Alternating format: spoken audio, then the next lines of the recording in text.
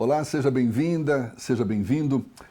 Ele está à frente de uma das pastas mais sensíveis do governo do Estado e lidera ações inovadoras que buscam promover a cidadania, combater a violência e garantir os direitos humanos em todo o Estado. Entre os destaques estão a ampliação da Caravana de Direitos Humanos, a implementação dos coletivos Bahia pela Paz e a adoção pioneira da avaliação biopsicossocial unificada da deficiência.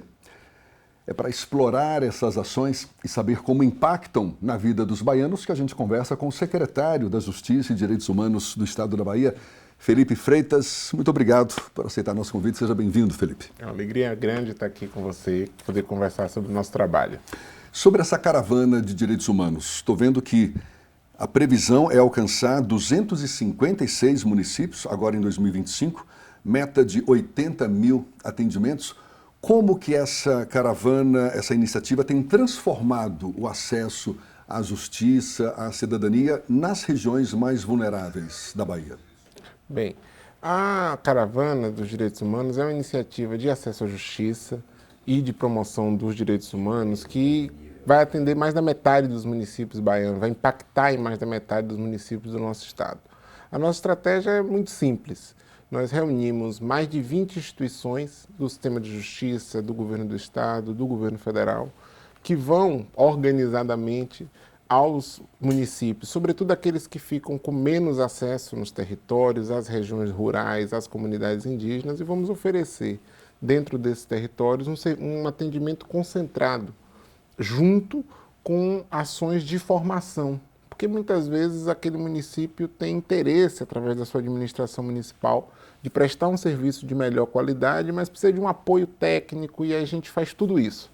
Formação em direitos humanos, oferta de serviços públicos integrados e de qualidade e mobilização social. Então essas três dimensões são articuladas no território com a expectativa de realizar ao longo do período um atendimento que vai atender, como você falou, mais de 250 municípios. Essas parcerias com o objetivo de fortalecer, obviamente, esse projeto.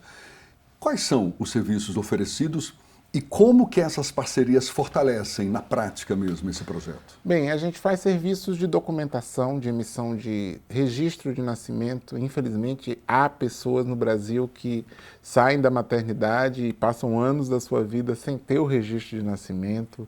A documentação do registro geral, né, o RG, agora o RG unificado. Serviços de atendimento na área do consumidor, né? Desde a prestação de uma denúncia qualquer relativa à violação dos direitos do consumidor, até o serviço de negociação de dívida para as pessoas que estão sendo vítimas de práticas abusivas no mercado, um juros abusivo no empréstimo, ou um carro que comprou que está com um juros extorsivo. E também serviços jurídicos, estrito senso, a Defensoria e o Ministério Público, que são duas instituições públicas que prestam atendimento jurídico, vão conosco, e aí a gente tem exame de paternidade, pessoas trans que querem fazer retificação de gênero no nome, para adequar o nome à sua identidade de gênero, podem procurar esse serviço e fazer essa retificação.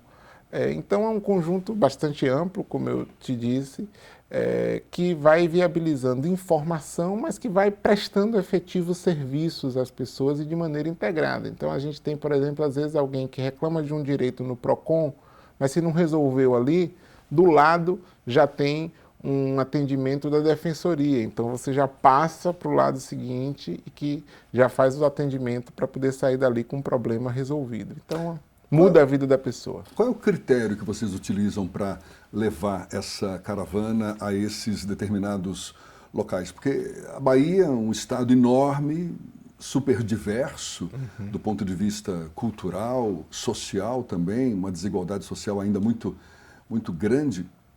Como é que vocês definem? A caravana vai para tal cidade, tal região? A gente vai sempre para os lugares que têm os maiores desafios de indicador social. Então a gente vai para aquele município que tem menos acesso aos serviços judiciais, ou seja, os municípios que não são sede de comarca, ou os municípios que não têm defensoria pública instalada, ou os municípios que têm um índice grande de subregistro civil, muita gente que não tem documentação, ou muita gente na escola que não tem o nome do pai registrado no documento. Então, a gente tem uma série de indicadores, a gente olha esses indicadores e vai escalando de maneira que a gente vai fazendo de maneira não repetida, ou seja, a gente vai num território, depois vai no outro, para que a gente, ao longo de um ano, consiga rodar a Bahia nas suas diferentes macro-regiões. A caravana ela tem, ou teve como foco principal, comunidades tradicionais, como quilombolas, Sim. também indígenas.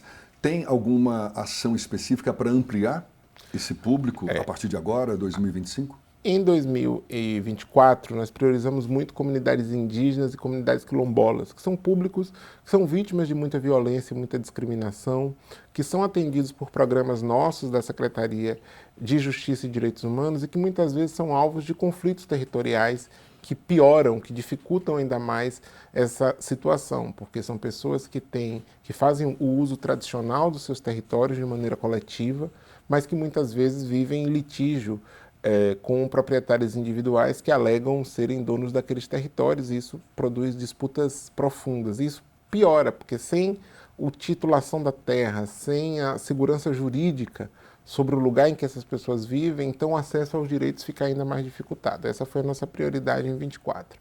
Em 25 e 26 a gente mantém também esse olhar, mas nós queremos expandir para outros públicos. População em situação de rua, por exemplo, a gente pretende fazer em Salvador, que é um lugar onde tem uma grande oferta de serviços, mas esses serviços eles não são igualmente distribuídos para toda a população. E então, onde é maior a população de rua, né? Tem bairros que não têm esse acesso, tem públicos como população em situação de rua que não tem esse acesso. A caravana foi aberta no aniversário de Salvador com uma ação no centro histórico, né? Para valorizar as pessoas que moram, que vivem naquela região, tanto os moradores ali daquela região, quanto a população em situação de rua que vive naquela região da cidade. E a gente às vezes pensa o centro histórico do ponto de vista turístico, mas ele tem também uma dimensão importante da vida dos soteropolitanos e soteropolitanas, e a gente começou por ali. Então, tem um aspecto social muito forte. A gente tenta mesclar diferentes dimensões, o rural e o urbano.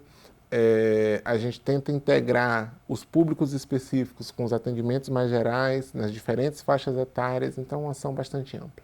Você já consegue mensurar o resultado dessas caravanas ou da caravana nessas diversas regiões do estado? Tem sido um resultado satisfatório ou ainda deixa a desejar? Claro, a gente é uma ação itinerante que tem como objetivo fazer diagnóstico e corrigir distorções em lugares nos quais as desigualdades são muito profundas, mas nós já realizamos mais de 80 mil atendimentos, então é um número bastante expressivo no conjunto dos serviços que a gente presta e que tem, sem sombra de dúvidas, um impacto importante para os municípios. E temos também relatos belíssimos. Assim, a gente produziu um documentário sobre as ações do ano passado, do ano de 2024, e é muito impressionante como as pessoas, ao falarem dessa experiência, registram como essa nossa passagem de 2, 3, 4 dias numa cidade é capaz de restituir dignidade, de restituir cidadania para pessoas que nem sabiam que tinham aqueles direitos, né? Então, isso é muito alentador do ponto de vista da construção da cidadania.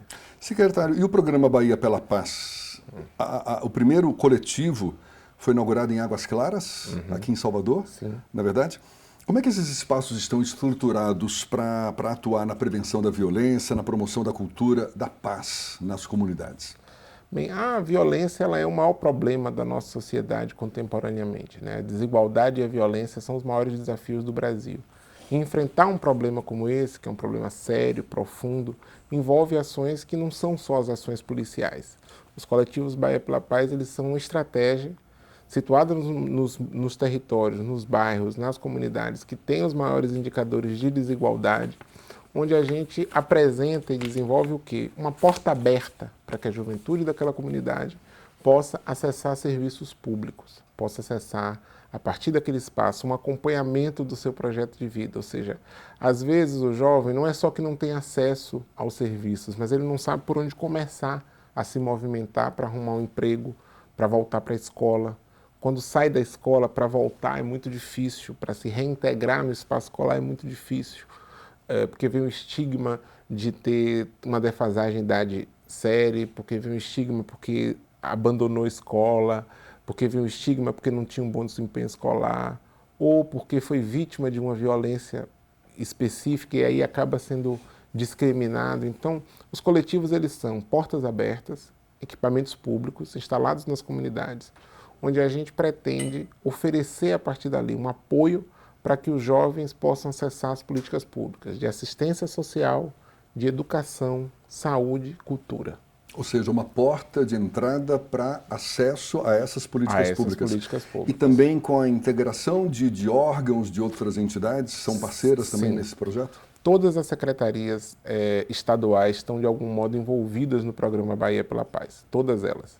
Então, a gente conecta e começa o atendimento ali para poder dar o acesso aos jovens a esses espaços, mas a ideia é que a partir dali o jovem passe do coletivo para ser atendido pelo CRAS, que é o Centro de Referência em Assistência Social, para ser, se for o caso, atendido pelo Centro de Atendimento Psicossocial, para voltar para a escola, para ir no Centro Social Urbano. Ou seja, a gente quer pegar o jovem, fazer um primeiro atendimento e dali ligar esse jovem às políticas públicas que existem no Estado e também no município.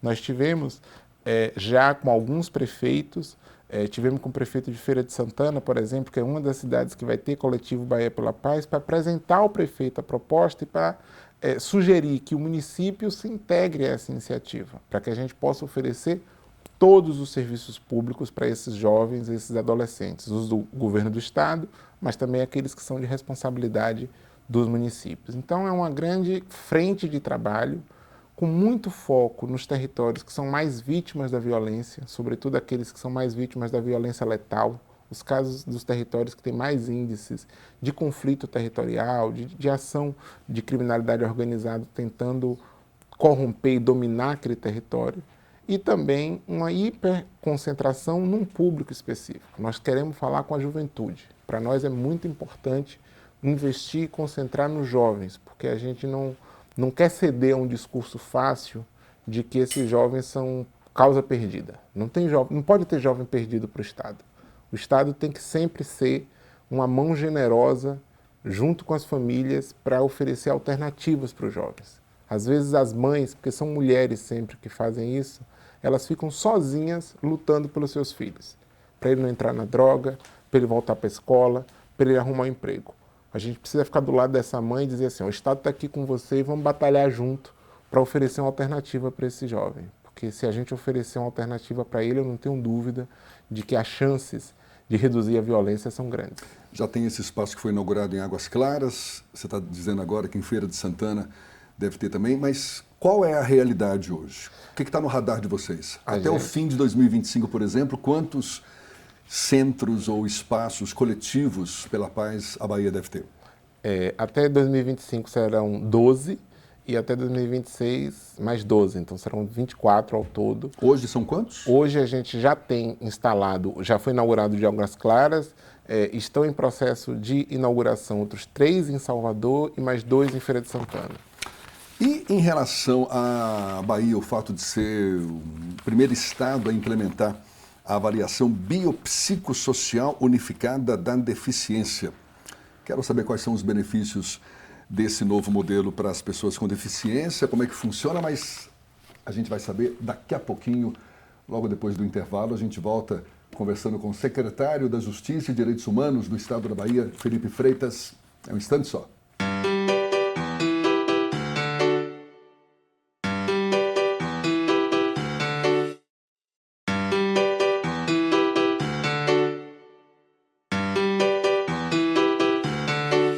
Já estamos de volta. Nosso convidado, o secretário da Justiça e Direitos Humanos do Estado da Bahia, Felipe Freitas. A Bahia, estado pioneiro na adoção da avaliação biopsicossocial unificada da deficiência. Explica que avaliação é essa, que benefícios as pessoas com deficiência têm com esse processo? Bem, a gente tem um paradigma, assim, uma prática médica que acaba pensando o tema da deficiência, pensando as pessoas com deficiência só a partir da deficiência que elas têm. Então, uma pessoa cadeirante é vista só pela sua deficiência física, e isso acaba, a gente até chama assim, é o cadeirante, né? A gente acaba transformando o nome da deficiência, ou a característica que se dá ali, como um nome que se atribui à pessoa para dar noção do tamanho do estigma que a gente produz sobre isso. Isso dificulta muito diagnósticos mais precisos. porque a deficiência ela não é só uma questão física, ela é um conjunto de coisas que precisam ser observadas, física, psicológicas, sociais, que dizem respeito a dizer essa pessoa tem uma deficiência permanente, não tem uma deficiência permanente, e tudo isso tem que ser considerado nos laudos. Então é muito importante aprimorar, aperfeiçoar esses laudos. E existe uma técnica nova que vem sendo desenvolvida pelas pessoas com deficiência para produzir laudos mais integrais, ou seja, um laudo sobre você, sobre Jefferson, sobre a sua condição de saúde e sobre as suas condições de determinantes sociais. Então a gente vai ter um laudo unificado, por isso que um laudo unificado, que vai dizer respeito a todas as suas condições de saúde, inclusive às deficiências que você tem, as suas condições de desenvolvimento neurológico, etc. E isso vai permitir que você acesse os direitos da política de inclusão de maneira integral. Hoje, a pessoa tem que levar sucessivos laudos, sucessivos papéis, sucessivos documentos e ter sucessivas avaliações.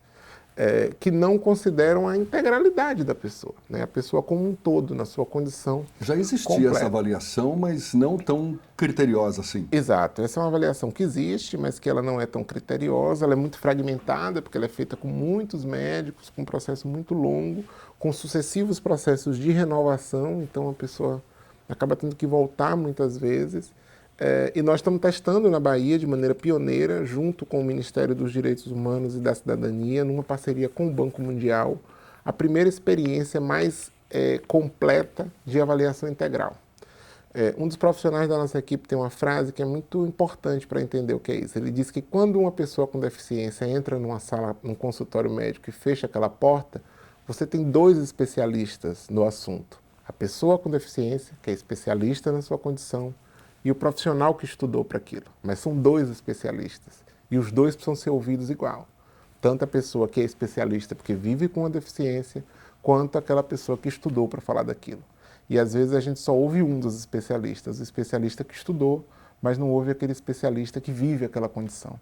Então, a ideia da avaliação é a gente juntar esses dois saberes, do especialista que vive e do especialista que estudou, para produzir uma leitura que seja mais adequada sobre o que é que aquela pessoa vive, né? Imagina, por exemplo, a mãe de uma criança, de um jovem que tem transtorno do espectro autista, que vive com o transtorno do espectro autista. Essa mulher, essa pessoa, ela tem, ao longo do tempo, um conjunto de informações sobre aquela condição de desenvolvimento que tem que ser levada a sério, tem que ser considerada na hora da emissão de um laudo. E essa informação ela não é melhor nem pior do que a informação que o médico é capaz de produzir. Essas informações precisam ser postas juntas. Então essa é a ideia, nós estamos testando essa metodologia de maneira pioneira na Bahia. Tivemos um seminário muito importante no mês de março sobre esse assunto, que permitiu a gente aprofundar a relação junto com a Secretaria de Saúde, com o Ministério da Saúde, e nós certamente vamos sistematizar essa experiência e no ano de 2026 nós vamos conseguir exportar isso para todo o país, para a gente poder ter novos critérios de avaliação biopsicossocial da deficiência. Esse especialista que estudou, obviamente, precisa estar adequadamente capacitado para lidar com esse tipo de situação. Como é que se dá a capacitação desses profissionais e que desafios que a Secretaria da Justiça e Direitos Humanos enfrenta nessa área em particular? Olha, eu sou professor do direito, né? Então eu sei que na minha área, por exemplo, tem toda uma cultura profissional que as pessoas acabam achando que a gente aprende sobre direito mais na prática do que na teoria. Na área médica é um pouco a mesma coisa. Os médicos acabam aprendendo sobre a prática médica, muito mais na experiência do consultório do que no exercício de aprender como é que desenvolve aquilo. Então, a gente precisa, quando a gente vai para a prática, quando o médico vai para o consultório, ter o que a gente chama da formação continuada.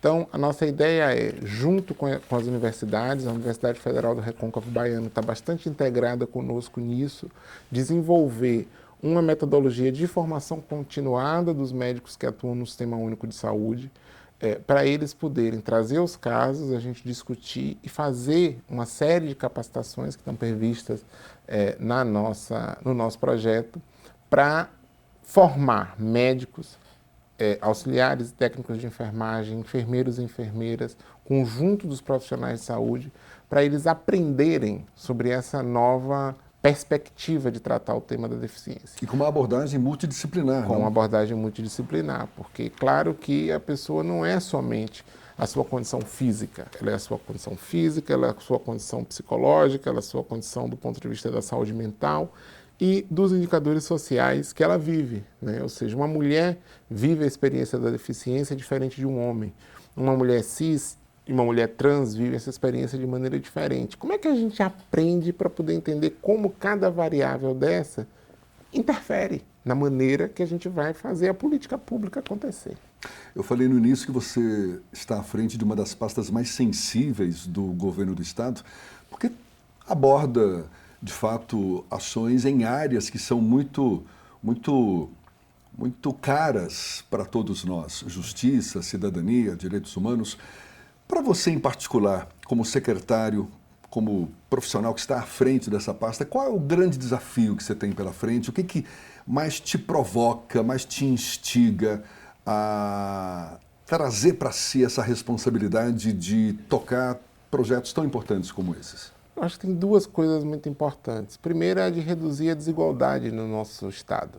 Assim, nada é tão grave quanto a desigualdade entre nós. A desigualdade entre negros e não negros, a desigualdade entre ricos e pobres, a desigualdade entre mulheres e homens. Então, na medida em que o nosso trabalho seja capaz de encurtar essas distâncias que nos afastam e que criam condições tão desiguais, né, tão injustas de experiência humana, é um aspecto muito importante.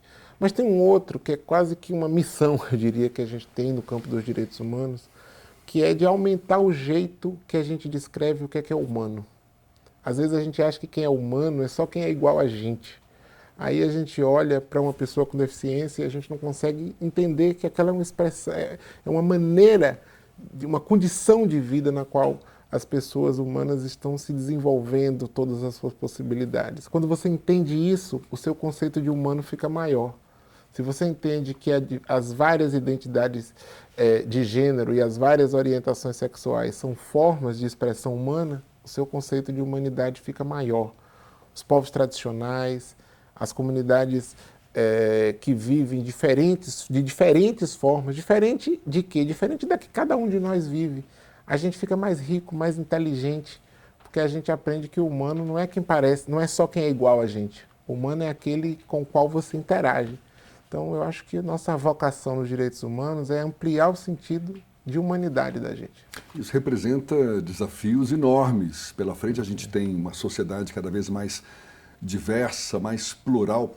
Você avalia como sendo mais fácil hoje colocar em prática essas políticas ou exatamente por conta dessa diversidade, das diferenças ideológicas também de grande parte da população, torna-se um desafio mais difícil ainda? Eu acho que cada tempo tem os seus desafios compatíveis com a capacidade que a gente tem de responder para eles. Eu tenho sempre essa impressão. Em certos aspectos, é claro que o mundo mudou para melhor, no sentido de que coisas que antes eram absolutamente normais, hoje a gente já não acha. A gente, por exemplo, há 20 anos seria muito normal, numa festa popular, um homem pegar a mulher e agarrar ela para beijar, e isso ser ali, a mulher tinha que se empurrar ali para se desvencilhar, e isso era tido como... Hoje isso já não é mais, isso acontece, infelizmente, mas isso já não é uma coisa normal, isso é uma coisa estranha, isso é um avanço, é um avanço. A gente tem, por exemplo, um aumento da população negra, não é porque está nascendo mais negro no Brasil, é porque as pessoas estão se identificando mais como pessoas negras, porque estão superando o peso da discriminação. Certos tipos de gracejo, de piada que se fazia com indígena, por exemplo, hoje não são mais admissíveis. Por mais que ainda haja um longo caminho a ser percorrido para que isso de fato seja superado. Não? Por um lado, eu acho que tem um avanço, o mundo melhorou nesse sentido, mas esse avanço ele vai criando também novos desafios. Eu acho que os desafios, por exemplo, do tamanho da desigualdade. A desigualdade econômica hoje, por exemplo, é muito maior do que anos atrás, porque os ricos ficaram muito ricos, hiper ricos, e a distância entre eles e os pobres vai ficando mais profunda. Você tem uma meia dúzia de pessoas que têm mais dinheiro do que não sei quantos estados nacionais. Isso é uma novidade. Assim, você tem indivíduos, pessoas, que tem fortunas e que tem tanto de dinheiro, de poder, de privilégios na sua mão, que superam um Estado, que superam um país, né? E que é capaz de subjugar aquele país e enfrentar as regras desse país. Isso é uma novidade. Isso é uma novidade desse tempo, que são outros desafios, né? Que não são maiores ou menores do que os de 20 anos atrás, são diferentes. E eu acho que a gente tem que se mover pelo tamanho do desafio de dizer, poxa, se o mundo mudou tanto nesse aspecto, a gente consegue enfrentar esse outro desafio. E a gente tem que estar à altura de dizer, olha, eu vou deixar para as próximas gerações um mundo melhor do que o que achei. Acho que é isso que vai ser capaz de mover o mundo, assim, esse compromisso com quem virá, de dizer, olha, eu recebi um mundo melhor do que os meus pais deixaram e quero deixar um mundo melhor para os meus filhos. Esse sentido de compromisso com a humanidade, eu acho que é capaz de fazer um mundo mais justo. Eu acho que você já deu a deixa, mas eu vou te perguntar mesmo assim, como é que você espera ser lembrado como secretário da Justiça e Direitos Humanos, isso depois de, obviamente, deixar esse posto? Qual é o legado que você espera deixar? A ideia, a memória de um servidor público comprometido com o serviço público e comprometido com a superação das desigualdades. Acho que essas são duas coisas que me deixam, que me motivam, assim, ter compromisso com o serviço público, de dizer que o nosso trabalho tem de ser para as pessoas e que a gente tem que ser sério, coerente, honesto na gestão da coisa pública. E que tudo que a gente faz tem que ser para diminuir a distância de ricos e pobres. Isso é muito importante numa sociedade como a nossa. Não é possível, a gente não pode achar normal ricos tão ricos e pobres tão pobres no nosso país. Isso não é normal. E para a gente encerrar, Felipe, qual é o futuro que você vislumbra para a justiça e para os direitos humanos aqui na Bahia? Eu acho que um futuro de mais participação de grupos que sempre tiveram fora da conversa. Eu acho que a gente tem que trazer mais gente para falar, mais sotaques para falar, mais vozes para falar. E isso só se dá quando o poder vai sendo democratizado. Então, quanto mais juiz negro você tem, quanto mais advogado indígena você tem, quanto mais promotor cigano, mulheres trans, homens trans nos espaços de poder, melhor o mundo, porque a gente começa a ter menos distância entre as pessoas e quem as representa. Então, eu acho, aqui estamos na Assembleia, por exemplo, um espaço, uma casa de leis, quanto mais plural vai ser a Assembleia, menor vai ser o risco da Assembleia errar. Quanto menos diversidade ela tiver, mais erros ela vai cometer. Então, eu acho que esse é o futuro de uma sociedade de espaços de poder mais diversos. Secretário da Justiça e Direitos Humanos do Estado da Bahia, Felipe Freitas, muito obrigado e sucesso. Certamente vai precisar bastante aí para continuar nessa trajetória, encarar esses desafios todos. Muito obrigado e conte com a gente sempre. Um abraço. Eu que agradeço. Muito obrigado a você também que acompanhou esse nosso bate-papo. Até uma próxima. Um abraço e até lá.